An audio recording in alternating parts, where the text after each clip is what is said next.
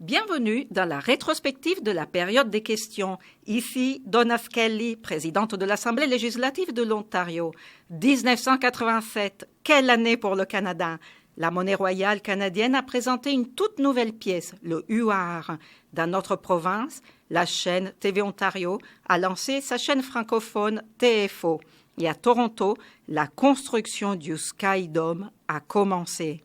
Voyons à présent quelles idées partageaient les députés.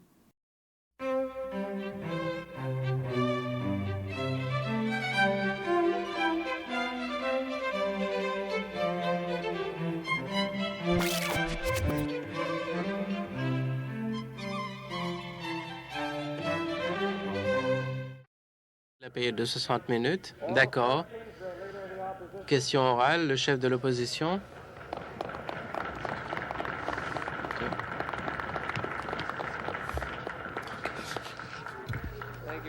Merci. Ma question s'adresse au Premier ministre. Je suppose que c'est la première fois dans votre carrière de boxe qu'on vous a applaudi pour avoir agi de la sorte. Ma question au Premier ministre est la suivante.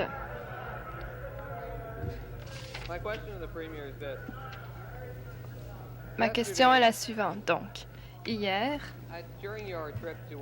lorsque vous étiez à Washington, vous avez manifestement découvert de la part de de sénateur Hines quelles étaient ses intentions concernant ses activités face aux exportations d'acier. Et le 21 octobre, vous étiez déjà au courant de ce que sénateur Hines avait l'intention de faire. Et depuis, 3 mois se sont écoulés et vous avez eu donc ce temps pour vous préparer avant votre voyage à Washington. Étant donné que le sénateur Hines vous a indiqué qu'il a quand même l'intention d'agir tout de suite avec une loi qui accorderait au Canada 90 jours face aux exportations d'acier, je me demande ce que vous avez l'intention de faire pour pouvoir faire quelque chose pour les métallos de l'Ontario. D'abord, j'aimerais présenter mes excuses. J'ai eu un retard, mais j'étais en train de discuter au téléphone avec le ministre des Finances du Canada. Nous étions en train de discuter de 2 questions. La question, entre autres, du libre-échange. J'étais en train d'expliquer mon point de vue concernant cette affaire. Et je m'attendais que nous allions obtenir cet après-midi une déclaration concernant la Banque internationale. C'est une question importante et comme vous savez, j'ai présenté mon point de vue au ministre comme je l'ai fait auparavant. Et je suis sûre que vous comprendrez que lorsque ceci se passe, ma présence est nécessaire. Je dois participer à ces discussions. Je peux présenter un point de vue important au lieu de créer tout un remue-ménage. Oui, bon, deuxièmement. Monsieur le Président, je devrais dire que l'honorable député s'enorgueillit de dire que c'est grâce à lui que j'ai pu rencontrer sénateur Hines.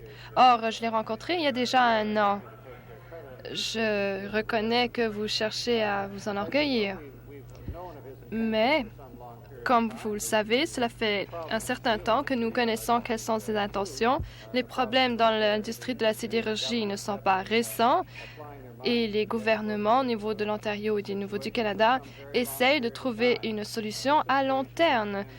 La situation, comme elle est en ce moment, est telle qu'elle ne correspond pas avec le Canada. Il y a un problème entre les 2 pays à ce niveau et nous ne savons pas si cela va en venir à une création d'une loi. Nous espérons que ce ne sera pas le cas. Nous savons que les États-Unis ont un programme très vigoureux qui vise à réduire les exportations de 33 à l'ordre de 20 %. Ceci permettrait d'obtenir pas mal de gains. Nos exportations ont augmenté passablement au cours de ces quelques mois, 5 % vers les États-Unis. Il y a également de l'acier qui vient de la Corée et de Taïwan et cette situation a été examinée de très près. Pour l'instant, il n'y a pas de menace face aux emplois et je suis sûre que Mon honorable collègue ne voudrait pas créer de fausses impressions à cet égard, surtout pour l'intérêt de l'industrie de l'acier et les gouvernements de l'Ontario et du Canada. Autre question. Oui, j'aimerais indiquer au Premier ministre qu'à part toute cette question, j'ai une contradiction flagrante de cette déclaration concernant la perte ou la non-perte d'emploi. Et j'aimerais vous lire ce que le sénateur Hines a dit après votre rencontre. Voici ce qu'il a dit. Il a dit qu'il va offrir ou présenter une loi selon laquelle le Canada aurait 90 jours pour réduire les exportations de façon volontaire pour l'acier. Sinon, on allait avoir des problèmes et qu'on devrait réduire ce niveau au niveau de 70 qu'on avait en novembre 84. Ceci va coûter beaucoup d'emplois en Ontario. Si vous pensez que la réduction des exportations aux États-Unis ne va pas coûter des emplois, dites-le. C'est incroyable que l'on puisse dire ce genre de choses. Et voici ma question. Hier, lorsque vous n'étiez pas là, le ministre des Industries a dit ce qui suit concernant la loi Hines. Il a dit qu'il s'attend à ce que les négociateurs américains et canadiens s'accordent pour éviter cette loi qui imposerait des quotas. Les mesures volontaires ont fonctionné autrefois et fonctionneront certainement plus tard. Ma question est la suivante. Conformément à ce que le ministre a dit concernant ces négociations, est-ce que le premier ministre va recommander ou faire partie d'une recommandation pour la réduction volontaire des exportations de l'acier ou au contraire, le ministre peut-être a-t-il commis une erreur hier? Le ministre, je ne suis pas sûr que le député d'en face comprenne bien la situation qui prévaut aux États-Unis. Je vais me faire un plaisir de lui expliquer. Le sénateur Hines a proposé des lois ou déposé des lois autrefois déjà. Il y a des lois qui sont déposées sur une base quotidienne. Ça ne veut pas dire que ça deviendra loi. Et je suis sûre que mon honorable collègue ne voudrait pas présenter une image erronée de la situation aux États-Unis. Vous semblez vouloir dire que ce projet de loi était une loi. Or, en fait, ce projet de loi a été torpillé et mort au feuilleton. Alors là, en toute honnêteté, je dois vous dire que vous avez tort. Alors, c'est une situation dans laquelle le gouvernement et l'industrie participent, et ce depuis longtemps.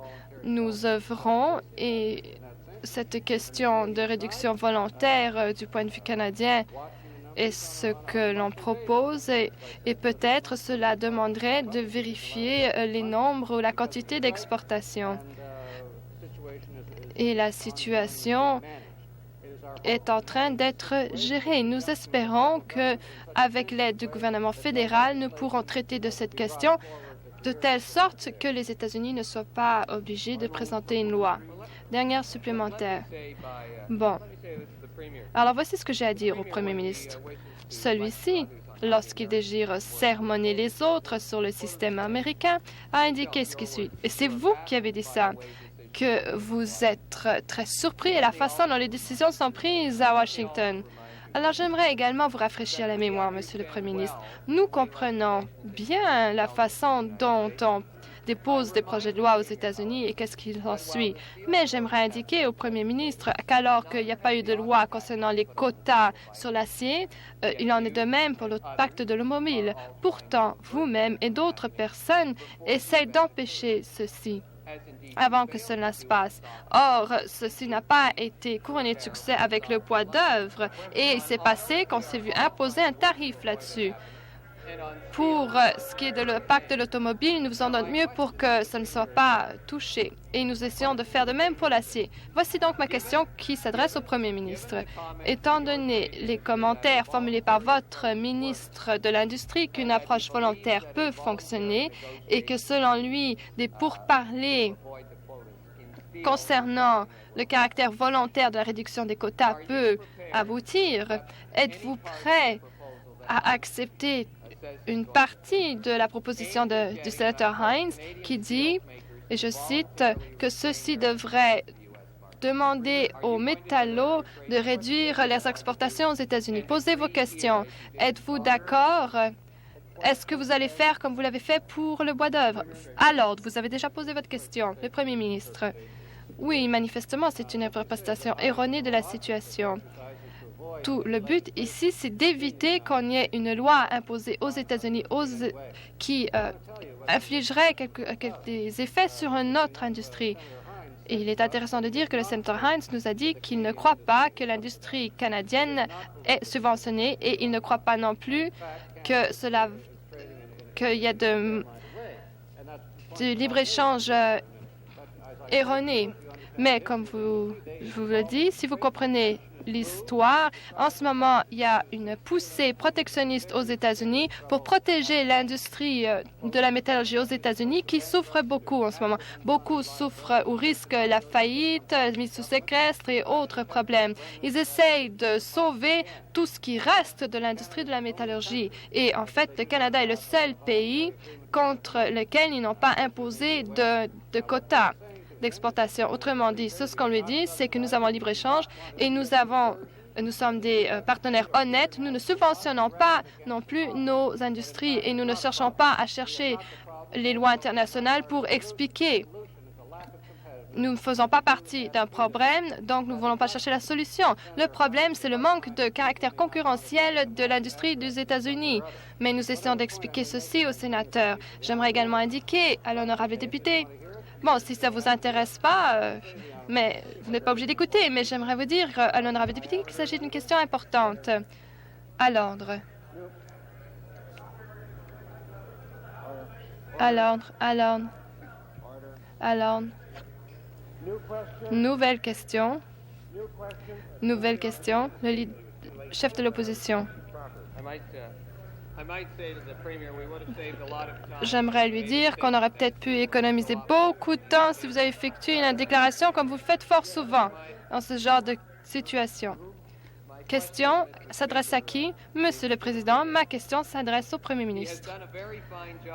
Celui-ci a fait un beau petit travail à expliquer la position des États-Unis ainsi que la logique américaine pour la protection de l'industrie de la sidérurgie aux États-Unis. Ce qui nous intéresse, c'est ce que vous allez faire pour protéger le cas de l'industrie de la métallurgie au Canada et non pas nous raconter ce que le sénateur Hines a dit concernant son pays.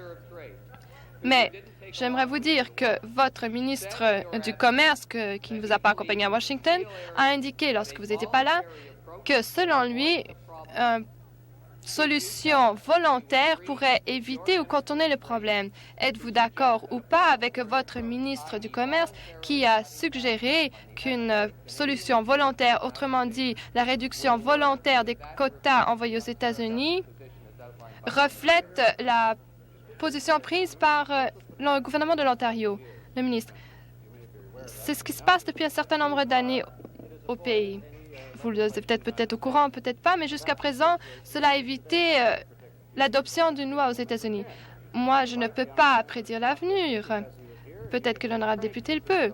Mais des fois, il semble que vous devenez fort grognon lorsque certaines personnes ne sont pas présentes. Et je crois que, d'après votre suggestion, M. Miller aussi et d'autres personnes, mais quoi qu'il en soit, ce que je sais de vous dire, c'est que c'est ça la solution ici depuis un certain temps et ailleurs. Mais d'après les chiffres, il semblerait que de plus en plus souvent, il y a des pressions d'exercice sur tout le système. Mais tout simplement parce qu'un sénateur dit quelque chose, ça ne veut pas dire que ça deviendra loi. Certainement, ceci peut créer un certain momentum. Nous devons faire quelque chose. Nous devons essayer d'éviter que cela devienne un problème. Mais j'aimerais indiquer que le gouvernement fédéral a une responsabilité à cet égard, que vous le veuillez le savoir ou non. Et peut-être que vous pensez... Mais j'aimerais vous dire que c'est bien le fédéral qui a la responsabilité et c'est vos petits copains, pas les miens. Supplémentaire. D'après les journaux, il semblerait que vous étiez là pour aider le Premier ministre. Alors, supplémentaire. Par quelqu'un de votre calibre, Monsieur le Premier ministre, il y a des milliers d'autres secteurs qui ont des problèmes et j'espère que vous n'allez pas venir en aide. Ma question est la suivante. Vous et votre ministre de l'Industrie ont indiqué qu'une approche volontaire se sont avérées acceptables autrefois, mais je puis vous dire que la seule approche de la sorte au cours de votre temps au pouvoir était la question des bois d'œuvre. Et votre gouvernement et vous-même étaient d'accord avec une approche volontaire. Vous et votre gouvernement étaient d'accord pour imposer une surtaxe de 10 imposée par le Canada. Ça, c'est votre façon de traiter de cette façon volontaire. Autrement dit, Monsieur le Président, j'en reviens à la supplémentaire. Est-ce que, Monsieur le Premier ministre, vous vous entendez à ce qu'on ait une approche volontaire similaire, c'est-à-dire qu'on accepte une approche volontaire pour éviter les quotas afin de réduire les exportations canadiennes de métal, d'acier? Le ministre, ce que j'aimerais indiquer aux députés, c'est que nous sommes contre l'idée de traiter de cette question comme le gouvernement fédéral a fait avec le bois d'œuvre. Et comme je vous dis, on ne peut pas nécessairement prédire les problèmes qui vont faire surface. Je ne peux pas dire qu'il y aura succès automatiquement, mais tout ce que je peux dire, c'est que nous sommes là en train de représenter les intérêts de l'Ontario. Dernière supplémentaire. Dernière supplémentaire. À l'ordre. À l'ordre. À l'ordre.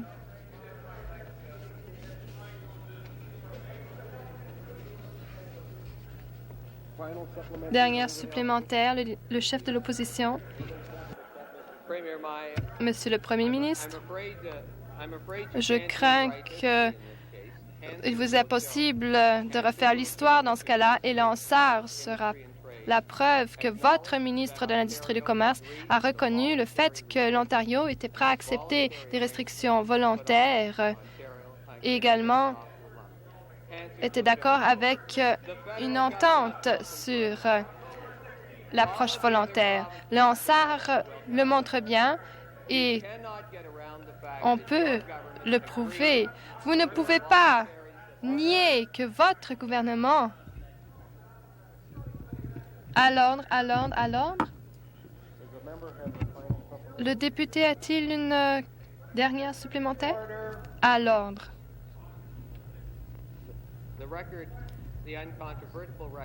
Le procès-verbal montra inéluctablement que le gouvernement de l'Ontario, lorsque vous étiez à sa tête, était d'accord avec l'accord sur le bois d'œuvre. Nous exigeons une réponse. Êtes-vous d'accord avec votre ministre du Commerce que le gouvernement de l'Ontario est peut-être en mesure d'éviter le projet de loi du sénateur Hines en se mettant d'accord et en acceptant des réductions volontaires de l'acier canadien? Le ministre, je suis d'accord. J'ai déjà plusieurs choses à vous dire et je me répète. Un instant. Est-ce que vous voulez bien m'écouter? Ce que je dis, c'est qu'au cours des 2 ou 3 dernières années, il y a eu des mesures volontaires de prix afin de ne pas mettre le feu aux poudres. Et ceci se passe également dans l'industrie de l'acier, que vous sachiez ou pas. Maintenant, je puis vous dire que le gouvernement fédéral ontarien et l'industrie en question œuvrent ensemble et les choses semblent bien se passer. Oui, tout le monde, tous les niveaux de le gouvernement et l'industrie appuient une telle mesure. À l'ordre. Il y a trop d'interventions. À l'ordre. À l'ordre.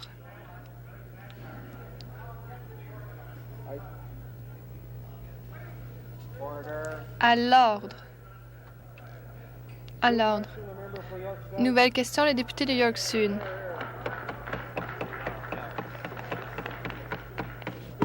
Monsieur le Président, moi aussi j'ai des questions concernant les 58 variétés de Heinz pour le Premier ministre de l'Ontario. J'aimerais reposer cette question.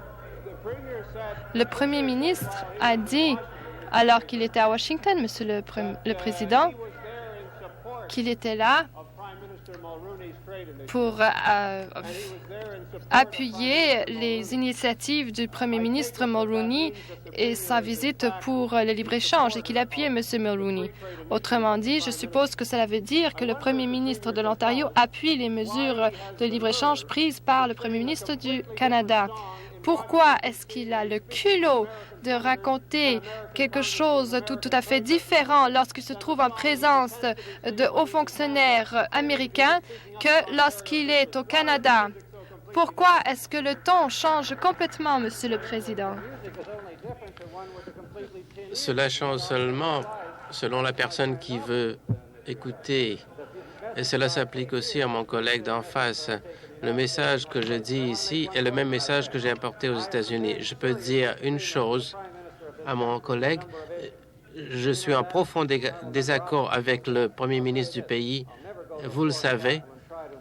Et l'honorable député d'en face le sait. Je ne me rendrai jamais dans une capitale à l'étranger et mettre le Premier ministre de ce pays dans l'embarras.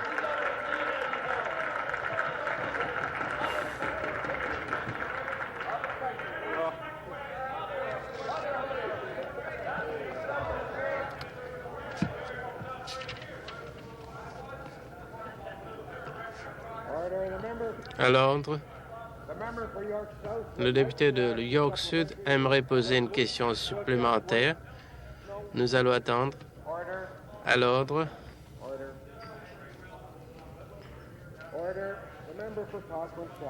Le député de Cochrane Sud. Eh bien, nous allons attendre. Le député de York Sud, question supplémentaire. Tout d'abord, le Premier ministre du Canada, quand il veut se mettre dans le pétrin, n'a pas besoin d'assistant d'équipe que ce soit. Je crois que tout le monde le sait. Et la seule personne que le Premier ministre mettait dans l'embarras était lui-même et la population et le gouvernement de l'Ontario et personne d'autre.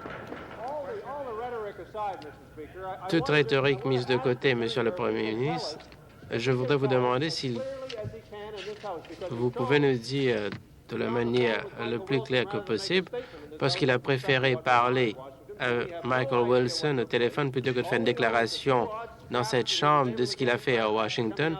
Tout ce que nous avons, c'est des bribes que nous avons lues dans la presse. Et à moins qu'il ne s'agissait d'un exercice de relations publiques, si le Premier ministre ne veut pas faire une déclaration dans la Chambre de ce qu'il a fait, par conséquent, on ne peut pas tirer d'autres conclusions. Et cela demande votre mépris du processus actuellement.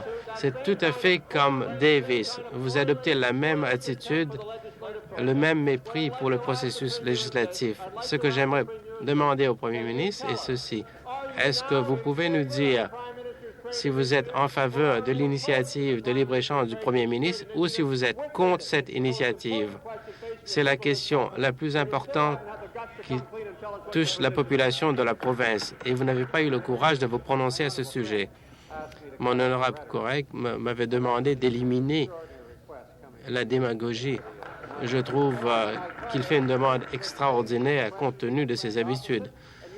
Je pose une question et puis mon collègue en face ne fait que crier et dire que je prends trop de temps. Vous pensez comme si vos questions sont les seules qui méritent des réponses. Vous savez quelle position j'ai prise là-dessus. On en a parlé à plusieurs reprises.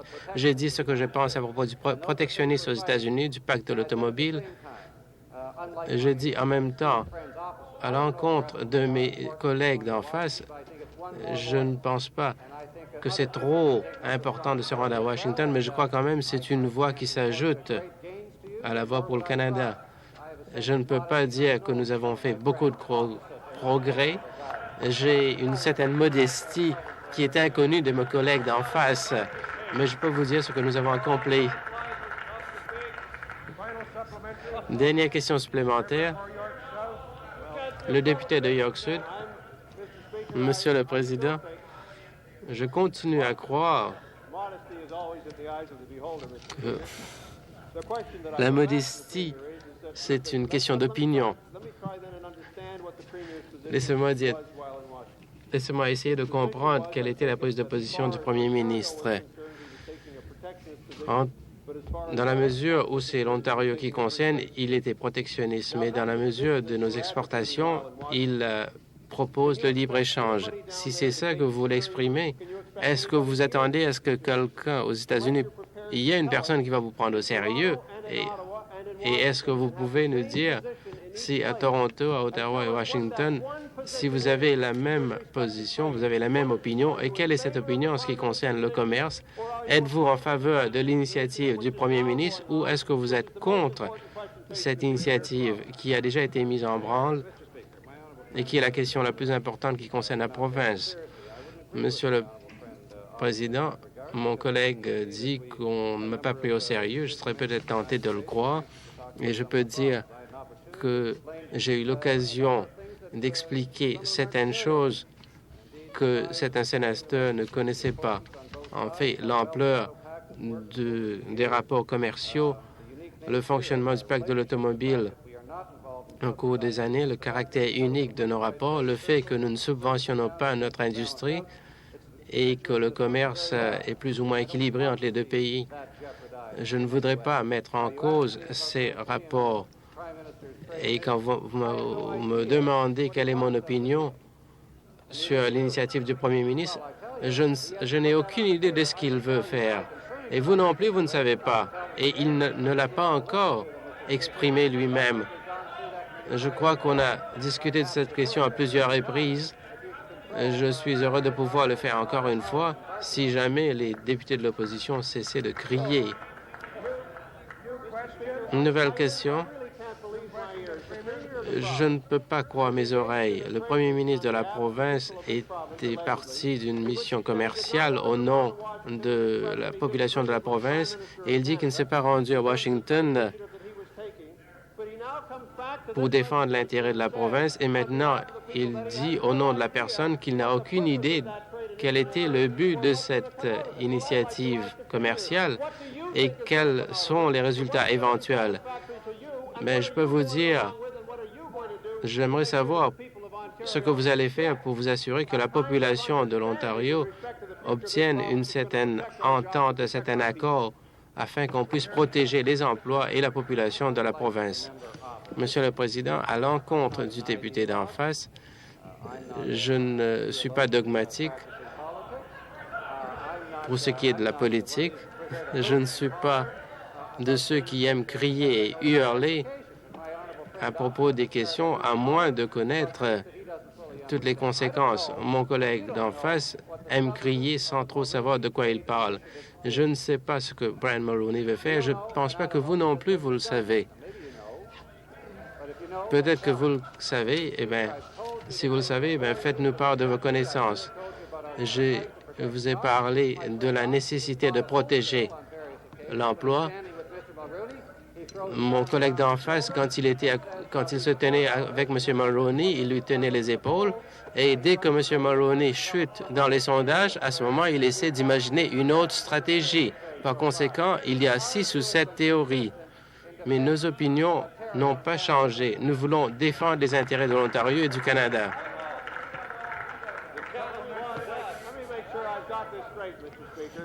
Je veux m'assurer que j'ai bien compris, Monsieur le Président. Ma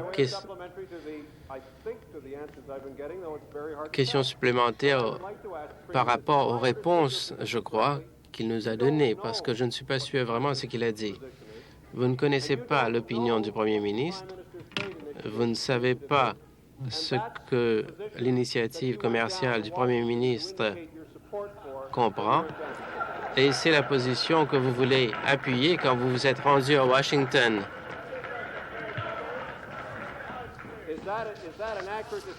Est-ce là une description précise de ce que vous venez de dire depuis quelques minutes?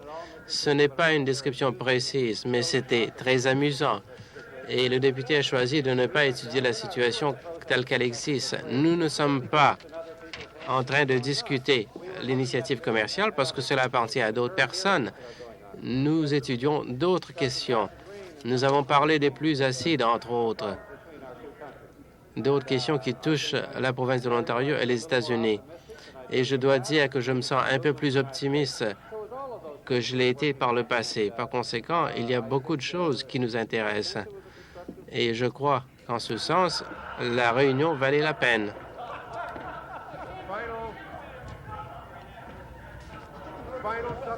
Dernière question supplémentaire.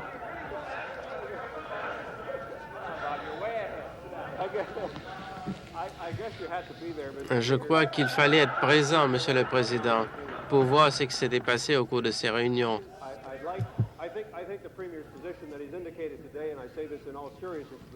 Je dis avec le plus grand sérieux que ce que le Premier ministre a fait était gênant pour toute la population de la province. Est-ce que le Premier ministre peut nous dire pourquoi est-ce qu'il n'est pas en mesure de répondre à la question la plus fondamentale qui toucherait le libre-échange? Est-ce que vous êtes pour ou contre, après toutes les consultations que vous avez eues à Washington, est-ce que vous êtes pour ou contre le libre-échange tel que le gouvernement du Canada essaie de négocier? L'honorable député a raison. Peut-être il fallait être présent pour comprendre. Si vous n'aviez pas le choix, par conséquent, vous ne pouvez pas être présent. Les questions sont un peu plus complexes que l'honorable député veut le faire croire. Vous savez ce que je pense de cette initiative. On en a parlé à plusieurs reprises dans la Chambre. Il a commencé une discussion. Jour après jour, nous surveillons ce qui se passe. Nous exprimons nos soucis. Nous étudions la situation sérieusement afin de pouvoir défendre nos intérêts. Nous ne faisons qu'attendre la conclusion des négociations. Mais en fait, pour ce qui est de nos discussions, il y a d'autres personnes qui s'occupent des discussions du gouvernement fédéral. Nouvelle question. Le chef de l'opposition. Monsieur le Président, si le Premier ministre a besoin du temps pour répondre aux questions sur le libre-échange, je serais très heureux de pouvoir lui consacrer davantage de temps. Est-ce que vous voulez essayer de répondre aux questions posées par le chef du troisième parti? Ma question s'adresse au Premier ministre. En fait, c'est une honte que vous n'avez pas demandé à Michael Wilson quelle était l'initiative du gouvernement fédéral. Peut-être à ce moment, vous auriez pu répondre à la question. Vous l'aviez au téléphone. Ma question est celle-ci. Je voudrais revenir à la possibilité et à la compétence, à votre capacité de défendre les métallos. Vous avez dit que par le passé, nous avons utilisé des méthodes volontaires et nous pensons que cela va marcher encore dans l'avenir. Cela a fonctionné de par le passé. Nous ne pouvons pas prévoir l'avenir. Et comme je le dis à mon collègue d'en face, à ce moment au moins, ce que nous voulons faire, c'est éviter que le même type de décision soit prise. La décision qui a été prise concernant le bois d'œuvre. Vous devez savoir qu'il y a d'autres groupes de produits qui risquent de se voir imposer la même taxe, de se voir imposer la même décision. C'était vos amis à Ottawa qui ont pris la décision sur le bois d'œuvre. Nous ne pensons pas que cette décision était dans l'intérêt national du tout. Par conséquent, nous faisons de notre mieux pour éviter qu'une telle situation se répète. À l'ordre, le député de Cochrane Sud, le ministre des Richesses naturelles. À l'ordre.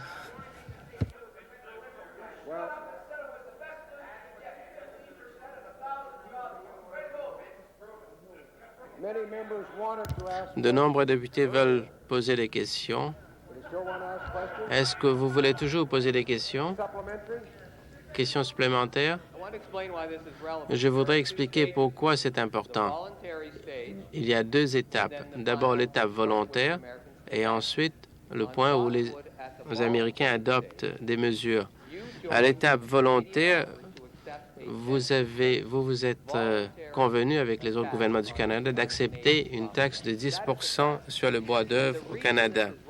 C'est un fait. Et la raison pourquoi il faut tenir compte de ceci, c'est que Cela peut se répéter dans la sidérurgie.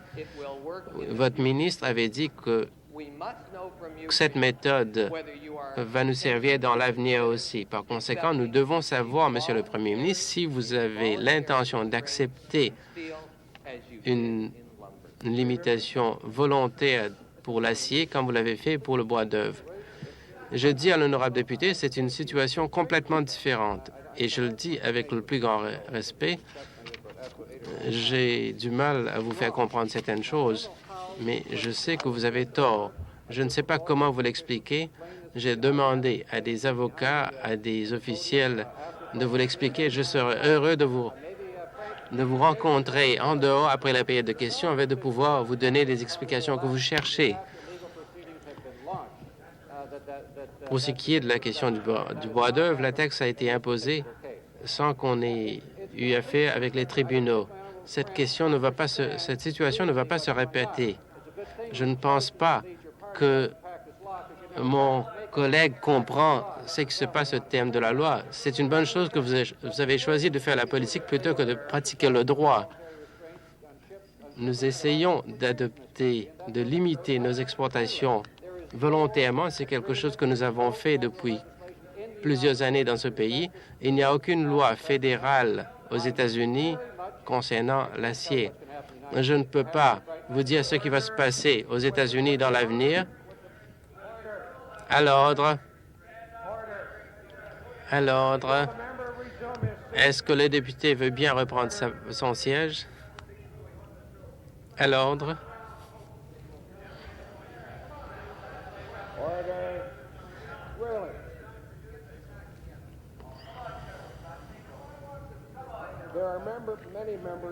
Il y a beaucoup de députés qui aimeraient poser des questions. À l'ordre. Nouvelle question. Le député de Lake Nipigon. Merci, Monsieur le Président. J'ai une question pour le ministre de l'Environnement concernant la saga qui se poursuit à Kimberley-Clark. Je comprends que vous avez eu une parade de bureaucrates dans une tentative de retarder ce qui se passe depuis 3 semaines à Kimberley-Clark. On parle de 1600 emplois et nous pensons aussi d'un problème de pollution très sérieux. Quelle est la situation actuelle? Je remercie le député pour sa question et je sais qu'il a eu des pourparlers avec des gens dans sa région. J'ai l'intention de lui communiquer tous les renseignements que j'ai. Et je peux vous dire que les discussions continuent, et des discussions ont eu lieu, et j'espère qu'on peut trouver une solution qui sera agréable à tout le monde. Et ce qui m'inquiète, nous voulons qu'il y ait un arrêté d'intervention qui existe déjà, et les députés de la région doivent faire face tous les jours à la situation dans laquelle se trouvent les mandants. Par conséquent, ils sont peut-être plus sensibles à cette question. Je peux lui assurer que nous travaillons très dur pour essayer de résoudre ce problème. Il y a plusieurs personnes qui nous ont accordé leur assistance et nous espérons pouvoir trouver une solution qui va satisfaire tout le monde. La députée de Lakeshore, je crois que tous les députés de cette Chambre, tout comme la population de Terrace Bay, sont très concernés par ces discussions. La lettre de M. Bob Carman à Kimberley-Clark la semaine dernière parle d'une période de 6 mois qui serait nécessaire pour la négociation d'un arrêté d'intervention. J'aimerais demander au ministre pourquoi est-ce qu'il n'y a eu pas de politique, pas de stratégie pour la résolution de cette question politique. On ne sait pas comment ils vont nettoyer l'environnement et comment sauvegarder les emplois. Face à ce problème politique, il apparaît qu'il y a eu une abdication de la responsabilité politique. Est-ce que le ministre peut expliquer qu'est-ce que lui ou le premier ministre avait fait pour résoudre ce problème et sauvegarder les emplois? Je crois que le député de Lac-Nipigon qui avait posé la première question et qui représente le comté est la personne qui devrait regarder la question au sens global et il va voir que ce n'est pas une question qui est facile à résoudre. Et maintenant, ce que vous faites, c'est que vous vous mettez debout et vous me posez une question tout à fait différente relativement à celle que vous avez déjà posée. Je peux dire à l'honorable député que nous avons travaillé assidûment et je peux lui dire que nous avons reçu des suggestions très constructives, très positives. J'aimerais demander que le député de Lac-Nipigon aussi exprime son opinion et peut-être le type de mesures que vous avez préconisées ont entraîné le type de réponse que nous avons eue ou le type de réaction que nous avons eue de la compagnie. Le député du Lac-Nipigon est au courant des circonstances et si le député de Lakeshore était au courant de ces circonstances, elle n'aurait pas tiré les mêmes conclusions. Nouvelle question. Le député de Durham-York. Ma question s'adresse au premier ministre. Quelle est l'étape de la mesure compensatoire adoptée par l'association? Je ne peux pas vous le dire, je ne sais pas. Pour être tout à fait honnête, je ne sais pas à quelle étape sont les négociations. Je ne comprends pas du tout cette réponse. Le Canada exporte 800 de la viande d'une valeur de 820 millions de dollars. Et l'Ontario a des exportations de 180 millions de dollars aux États-Unis. De plus, nous exportons du bétail de l'ordre de 158 millions de dollars de l'Ontario seulement aux États-Unis. Et l'association National Cattlemen's Association aux États-Unis veut qu'on adopte une mesure compensatoire contre les exportations du Canada qui a été présentée au International Trade Commission. Et vous pouvez nous dire que vous vous êtes rendu à Washington et vous n'êtes pas au courant de cette action. Est-ce que vous pouvez nous dire quelles peuvent être les conséquences de cette mesure? Je ne puis dire en 30 secondes tout ce qu'il y en est pour l'agriculture, mais il y a beaucoup d'autres négociations qui sont en cours en ce moment. Vous me demandez qu'en était-il des subventions, etc. Je ne pouvais pas vous donner de réponse, mais j'ai été très directe et je vous ai dit ce que je pensais.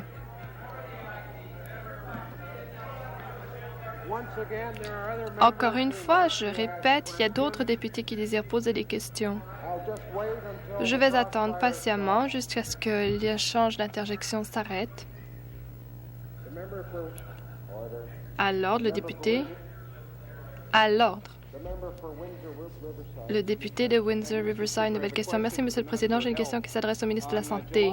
Le 9 juillet 1985, mon leader a posé la question suivante au Premier ministre. Est-ce que le Premier ministre est prêt à tenir parole, c'est-à-dire qu'il y aurait un moratoire concernant l'expansion de la pratique de la médecine privée en Ontario? La réponse est oui.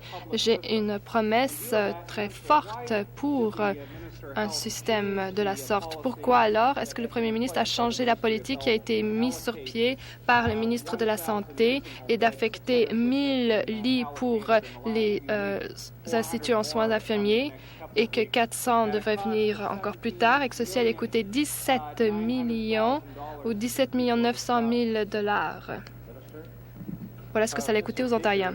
Le ministre. Monsieur le Président, l'honorable député, je crois, aurait dû indiquer de façon claire que même si on avait annoncé qu'il allait avoir des lits pour les maisons de soins infirmiers, je sais que parfois ceci a été pour des maisons privées, mais elles ne sont pas à but lucratif. Et je crois que je dois indiquer que ce n'est pas le cas. Je sais que son collègue d'Ottawa Calder ou d'Ottawa Centre aimerait rajouter qu'en fait, nous avons accordé 35 lits pour un certain hôpital et puis quelques autres lits pour un autre centre.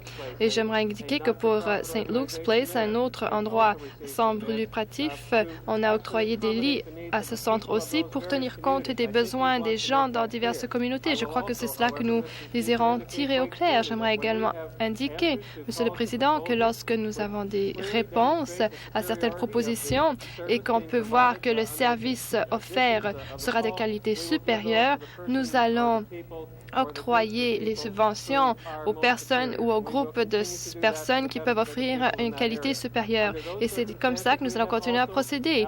Nous avons également affecté certains lits, Monsieur le Président, à des organismes à but lucratif. Le député.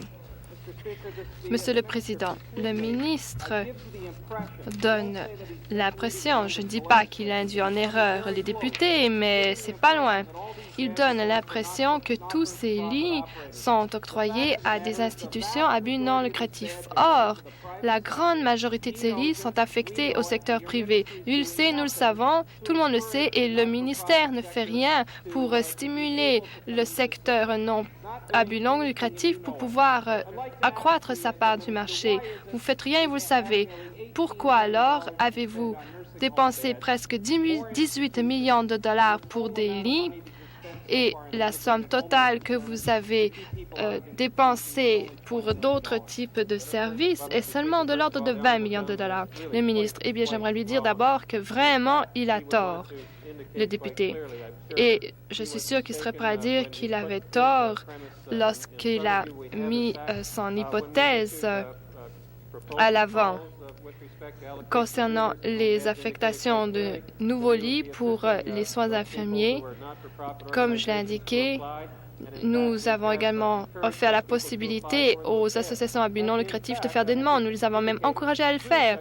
Et il y a même des lits qui ont été octroyés à 3 de ces associations. Ils ont obtenu des lits parce que les programmes offerts étaient supérieurs à d'autres programmes offerts. Et nous allons continuer à agir de la sorte parce que nous cherchons à montrer que ces gens ont un rôle à jouer dans leur communauté. Je puis également dire, Monsieur le Président, que l'une des raisons pour lesquelles nous avons dépensé cette somme, c'est parce que c'est un programme de 20 millions de dollars qui n'était pas hérité de l'ancien gouvernement. Nous avons eu 2 exercices financiers pour le mettre sur pied et mon collègue, le ministre des Affaires sociales, a indiqué que nous allons l'augmenter.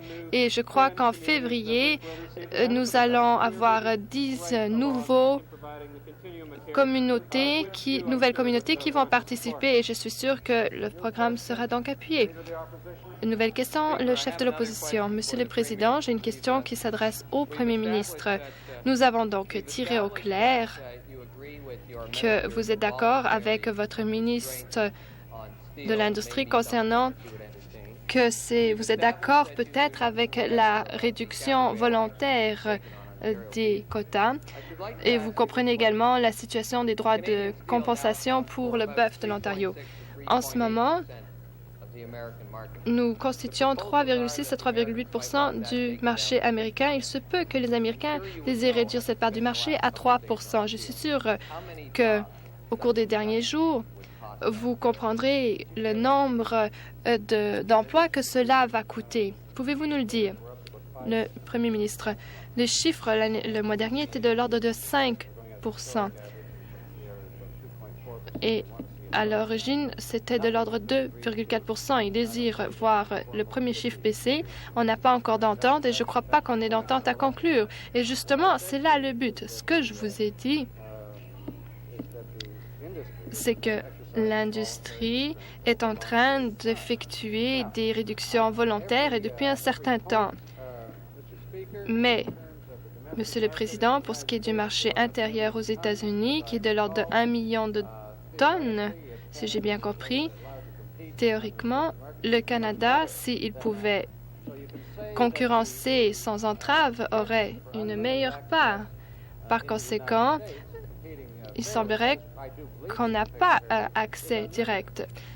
En théorie, on aurait accès illimité à ce marché, en théorie, mais je ne puis vous dire quelles seraient les répercussions au niveau des emplois supplémentaires. Monsieur le Premier ministre, ne coupons pas les cheveux en quatre.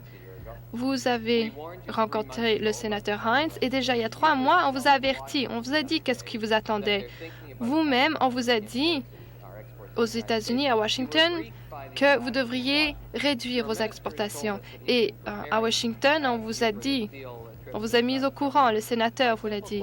Votre ministre a également émis un point de vue. Mais vous devriez savoir ce qui se passe. Et ma question est simple. Si on réduit de 1 % notre part du marché aux États-Unis, quelles seront les répercussions aux Ontario? Certainement, la réponse, vous devez la connaître. Le Premier ministre, ce sont toutes des questions hypothétiques. Vous pouvez demander si on coupe de 10, 15 ou 20 % ou même 30 %. Eh bien, certainement, on vous a dit qu'est-ce qu'il en était. Et ceci dans le cadre ou dans l'enceinte de cette Assemblée. Tout dépend de toutes sortes de paramètres hypothétiques. On peut jouer avec ou jongler avec les chiffres, mais la situation est que nous sommes en train de discuter en quelque sorte en l'air. Nous devons essayer de faire de notre mieux pour garder notre part du marché. Et nous devons essayer de traiter de ce problème de façon réfléchie. À l'ordre. À l'ordre.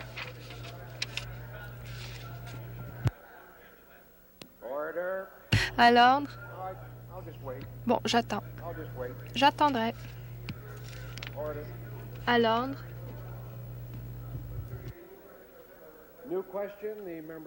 Nouvelle question, le député de Riverdale. Monsieur le Président, j'ai une question qui s'adresse au ministre du Logement. Le gouvernement a réagi au problème des sans-abri de la même façon qu'il a répondu aux autres problèmes, c'est-à-dire mis sur pied un groupe de travail. Nous avons maintenant un beau document qui s'appelle « A Place to Call Home ». Et ma question est la suivante.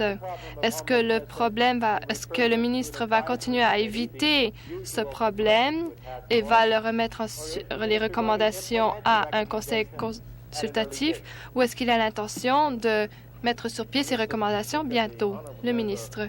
Eh bien, Monsieur le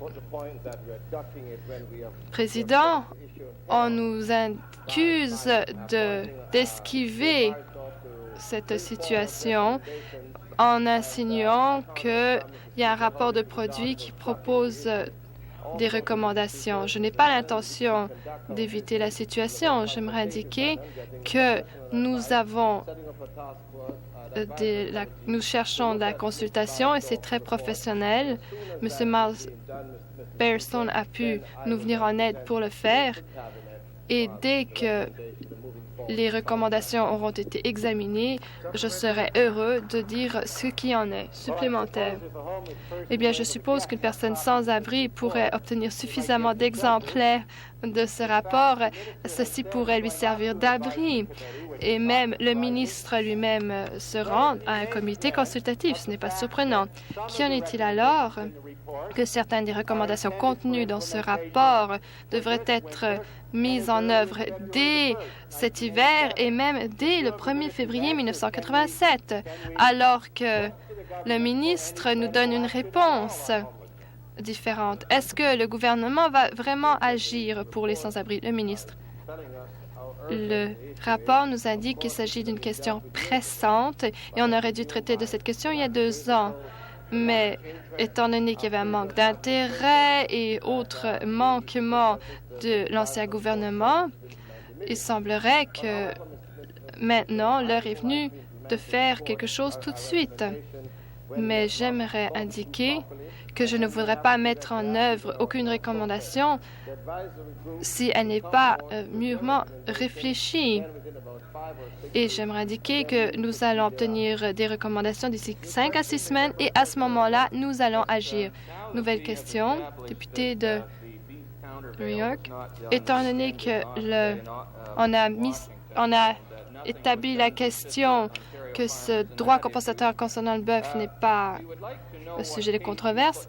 J'aimerais savoir qu'est-ce que vous avez fait au nom des agriculteurs de l'Ontario, étant donné que l'industrie du soja exerce beaucoup de pression aux États-Unis. J'aimerais indiquer à l'honorable député, le Premier ministre, que l'agriculture n'était pas une question dont nous avons traité en détail. Nous avons traité en général de l'état de l'agriculture, mais nous n'avons pas discuté de détails supplémentaires. On exporte 10 milliards de dollars de produits agricoles et alimentaires. Or, l'Ontario en exporte 2 milliards de dollars. 80% sont acheminés vers les États-Unis. Nous avons essayé depuis de nombreuses années d'obtenir du canola aux États-Unis. Procter & Gamble, après 2 ans, exporte maintenant 100 000 tonnes de ce produit aux États-Unis. Et votre gouvernement, ainsi que l'ancien gouvernement, dépensent des millions de dollars de ce produit. Et dans 5 ans, ceci va constituer un important montant de l'argent. Pourquoi est-ce que vous consacrez tant d'efforts sur l'huile canola alors que nous devons traiter de soja? Le ministre, je reconnais que l'explication de mon collègue est une explication intéressante. Il a parfaitement le droit de montrer qu'il connaît beaucoup de choses sur l'agriculture, mais il y a beaucoup d'autres sujets de discussion qui auraient pu être traités. Le zinc, le plomb, le nickel ou beaucoup d'autres produits dont on aurait pu discuter. L'hydroélectricité, par exemple. Je suis sûre que le député le sait, mais je tiens à vous dire qu'il y a beaucoup de produits que nous exportons, pas uniquement des produits agricoles. Beaucoup d'initiatives ont été prises pour tous ces produits, mais je crois que le député, s'il réfléchit un petit peu, devrait reconnaître que c'est un petit peu ridicule que de faire une telle proposition. L'agriculture a été bien traitée par ce gouvernement. Ce gouvernement a protégé l'agriculture comme aucun autre gouvernement en Ontario.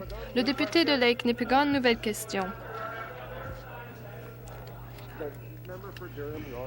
Le député de Durham-York a posé une question, une supplémentaire. D'autres députés aimeraient poser leur question. Le député de Lake Nipigon. J'aimerais adresser une question au Premier ministre. Vous vous souviendrez, Monsieur le Premier ministre, que lors du premier sommet des pays francophones tenu à Paris l'an dernier, M. Bernard Grandmaître, qui est ministre ici en Ontario des Affaires francophones, y était à titre de simple observateur.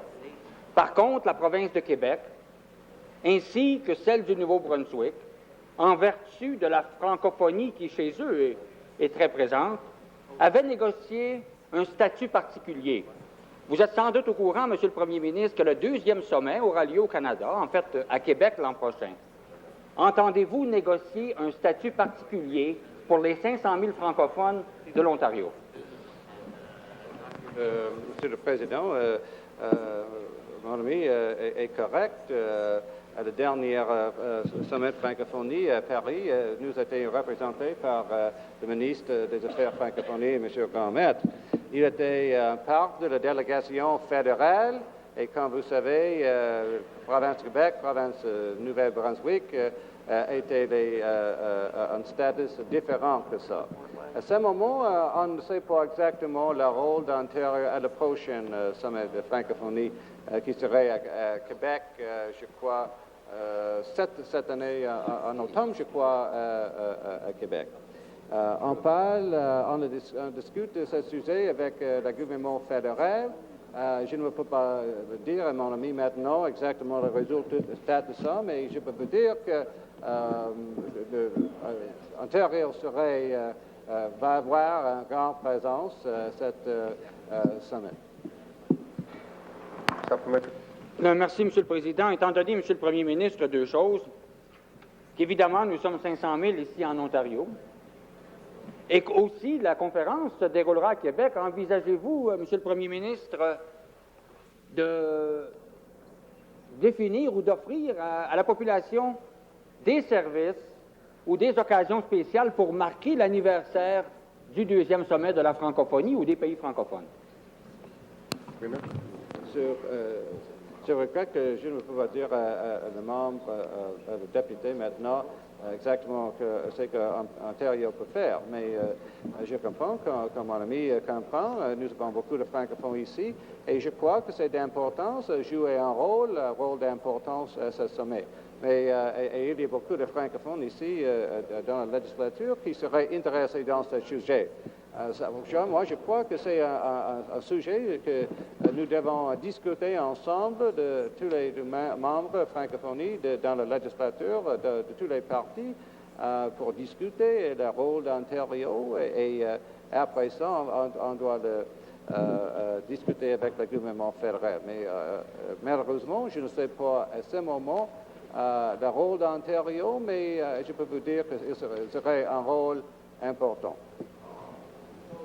New question, the member for Wentworth. Nouvelle question, le député de Woodward. Une question qui s'adresse au Premier ministre.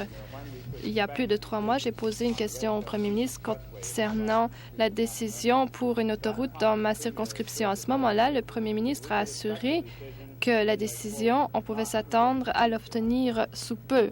Et je citais, « Est-ce que le Premier ministre peut nous donner une définition dans un proche avenir? Est-ce qu'il a l'intention de recevoir une décision et de tirer au clair toutes ces confusions dont il est le créateur?